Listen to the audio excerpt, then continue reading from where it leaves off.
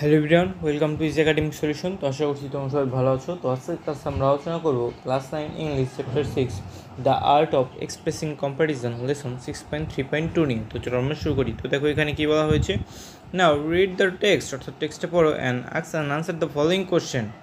অর্থাৎ নিজের টেক্সটে তো আমরা গত ক্লাসে পড়েছিলাম এবং এই টেক্সটের উপর ভিত্তি করে দেখো আমাদের কিছু কোশ্চেন দেওয়া আছে। এই কোশ্চেনগুলোর অ্যান্সার কীভাবে করতে হবে সেগুলো নিয়ে মূলত আজকে আমাদের আলোচনা।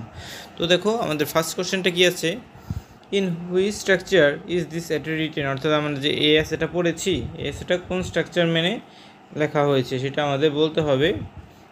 তারপরে দেখো পরে কী বলা হয়েছে, explain your response with example, এবং উদাহরণস্বরূপ তোমার যে উদাহরণের সাথে যে এটা যে কোন স্ট্রাকচারে লেখা হয়েছে সেটা তোমার তুলে ধরতে হবে। চলো আমরা দেখে নিই এই কোশ্চেনের অ্যান্সারটা কীভাবে করতে হবে। তো পরবর্তী কোশ্চেনটা আছে, how many body paragraph are this আছে, অর্থাৎ যে এইখানে প্যারাগ্রাফে কয়টা বডি প্যারাগ্রাফ আছে সেগুলো আমাদের বলতে হবে। তো দেখো এখানে কিন্তু বডি প্যারাগ্রাফ মেনলি আছে তোমার দুইটা। এই যে দেখো এটা একটা বডি প্যারাগ্রাফ, প্রথমটা তো তোমার ইন্ট্রোডাকশন, কি ইন্ট্রোডাকশন। এরপরে হচ্ছে এটা হচ্ছে 1 নম্বর বডি প্যারাগ্রাফ, এটা হচ্ছে কি তোমার 2 নম্বর বডি প্যারাগ্রাফ, আর এটা হচ্ছে কি তোমার কনক্লুশন। ঠিক আছে। তো দেখো তার পরবর্তী কোশ্চেন আছে, what are the points of comparison. তো একে একে চলো আমরা সবগুলো কোশ্চেন অ্যান্সার কীভাবে করতে হবে আমরা দেখে নিই।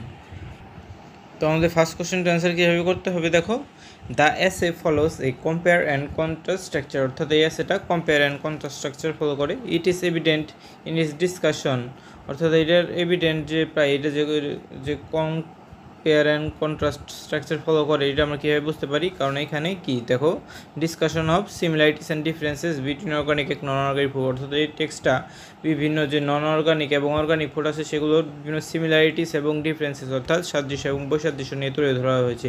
এই জন্য এটাকে আমরা কী বলতে পারি, কম্পেয়ার অ্যান্ড কন্ট্রাস্ট আছে। ঠিক আছে, দেখো এখানে আমরা কি করেছি। তার পরবর্তী কোশ্চেনটায় দেখো, পরবর্তী কোশ্চেনটা ছিল how many body paragraph are there in this, অর্থাৎ দেখো এখানে কয়টা বডি প্যারাগ্রাফ আছে, এখানে হবে 2, এখানে হবে কি 2, এখানে দেয়ার আর 2 body paragraph in the essay, কারণ প্রথমটা হচ্ছে তোমার ইন্ট্রোডাকশন, এরপর একটা বডি প্যারাগ্রাফ আছে, তারপর একটা বডি প্যারাগ্রাফ আছে, লাস্ট হচ্ছে কি তোমার কনক্লুশন, অর্থাৎ এখানে বডি প্যারাগ্রাফ হচ্ছে একটা আর দুইটা।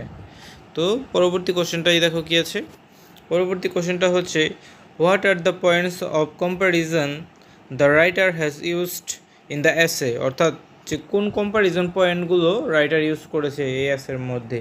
তো দেখো এখানে অ্যান্সারটা আমরা কীভাবে লিখবো, the writer compares nutritional content, অর্থাৎ যে পুষ্টির যে বিষয়টা আছে, যেমন আমাদের বলা হয়েছিল টেক্সটে যে অর্গানিক ফুডে পুষ্টির পরিমাণ বেশি, নিউট্রিয়েন্টের পরিমাণ বেশি, এখানে ভিটামিন বেশি থাকে, কিন্তু নন অর্গানিকে এটা কম থাকে।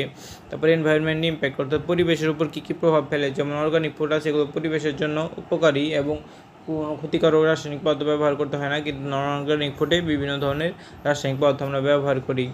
And appearance of organic and non organic foods, এবং অর্গানিক এবং নন অর্গানিক ফুড দেখতে কীরকম হয়।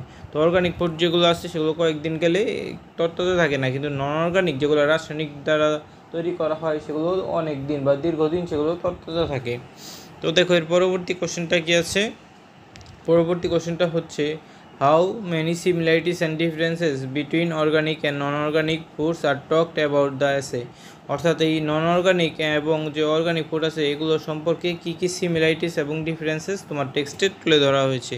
তো এই কোশ্চেনটা অ্যান্সার দেখো কীভাবে করতে হবে, তুমি এটা অ্যান্সার করতে পারো the essay talks about several similarities, অর্থাৎ এখানে কী কী সিমিলারিটিস নিয়ে আলোচনা করা হয়েছে, দেখো নিউট্রিশনাল সাবস্টেন্সেস অ্যান্ড ডিফারেন্সেসের ব্যাপারে কী কী আলোচনা করা হয়েছে, দেখো এদের ভিতরে ডিফারেন্সেস হচ্ছে এদের অ্যান্টিঅক্সিডেন্টের ডিফারেন্সেস বলা হয়েছে, অর্থাৎ এদের অ্যান্টিঅক্সিডেন্ট এক এক রকম, যেমন অর্গানিক ফুডে অ্যান্টিঅক্সিডেন্টটা একটু বেশি থাকে এবং যে নন অর্গানিক ফুড আছে সেটাই অ্যান্টিঅক্সিডেন্টটা একটু কম থাকে। তারপর যে এই মিনারেলটাও অর্গানিক ফুডে বেশি থাকে এবং নন অর্গানিকে কী থাকে, কম থাকে।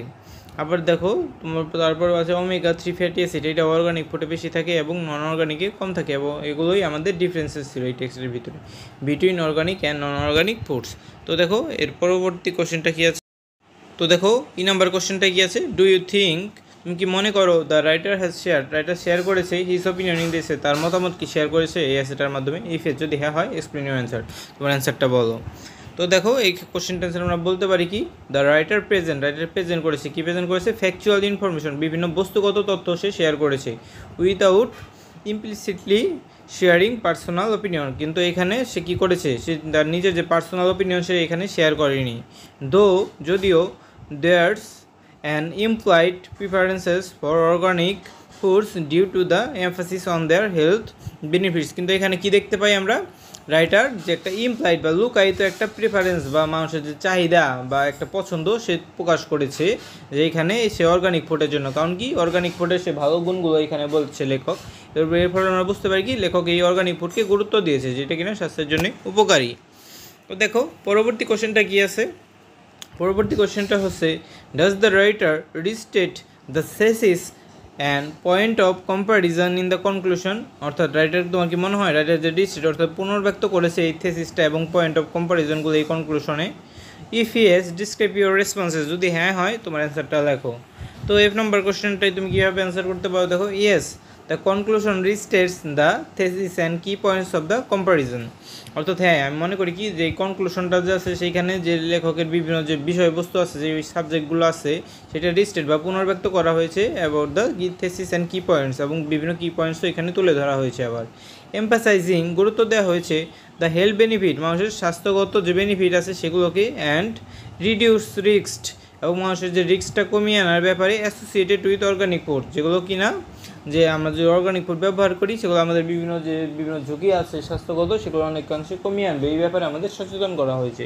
তো আশা করছি তোমরা বুঝতে পেরেছো এই কোশ্চেনগুলোর অ্যান্সার কীভাবে করতে হবে। তো পরবর্তী কোশ্চেনটা দেখো কী আছে, জি নাম্বার কোশ্চেনটা আছে হচ্ছে, if you want to add a body paragraph, তুমি যদি একটা বডি প্যারাগ্রাফ যুক্ত করতে চাও, what will be your point of comparison, তোমার পয়েন্ট অফ কম্প্যারিজনটা তোমার কী হবে তখন। তো দেখো এখানে তুমি অ্যান্সার করতে পারো, an additional point of comparison could be the production method, অর্থাৎ আমি যদি একটা নতুন একটা বডি প্যারাগ্রাফ যুক্ত করতে চাই তাহলে আমাদের সাবজেক্টটা হবে কি প্রোডাকশন মেথড, অর্থাৎ আমার উৎপাদনের যে প্রক্রিয়াটা সেইটা। And regulation governing organic and non organic foods, এবং যে আমাদের যে রেগুলেশনটা আছে আমরা নন অর্গানিক ফুড এবং অর্গানিক ফুড বাজারে কতটুকু আমরা চাহিদা দেব এবং কতটুকু আমরা চাহিদা দেব না এবং কতটুকু সাপ্লাই দেব, আমাদের এই ব্যাপারে যদি আমরা একটা যে রেগুলেশন আমরা আনতে পারি সেই সাবজেক্টটা আমরা যুক্ত করতে পারি। Particularly regarding chemical inputs and farming practice, এবং যে আমাদের যে কেমিক্যালের যে ইনপুট আমরা কতটুকু ইনপুট দেবো, কেমিক্যাল কতটুকু রাসায়নিক সার ব্যবহার করব, এই ব্যাপারে আমরা বিভিন্ন একটা কি বডি প্যারাগ্রাফ যুক্ত করতে পারি। তো আশা করছি তোমরা বুঝতে পেরেছো। তো এইভাবে মূলত আমাদের কোশ্চেনগুলো আনসার করতে হবে। যদি তোমাদের ভালো কোনো আইডিয়া থাকে তাহলে তোমরা সেইভাবে করতে পারো। আমি জাস্ট তোমাদের আইডিয়া দেওয়ার জন্য এই কোশ্চেনগুলোর অ্যান্সার বললাম। তো এই ভিডিওটি ভালো লেগে থাকলে এবং তোমাদের উপকার এসে থাকলে অবশ্যই ভিডিওতে লাইক এবং চ্যানেলটিকে সাবস্ক্রাইব করতে ভুলবে না। তো সবাইকে ধন্যবাদ জানিয়ে সেখানেই শেষ করছি।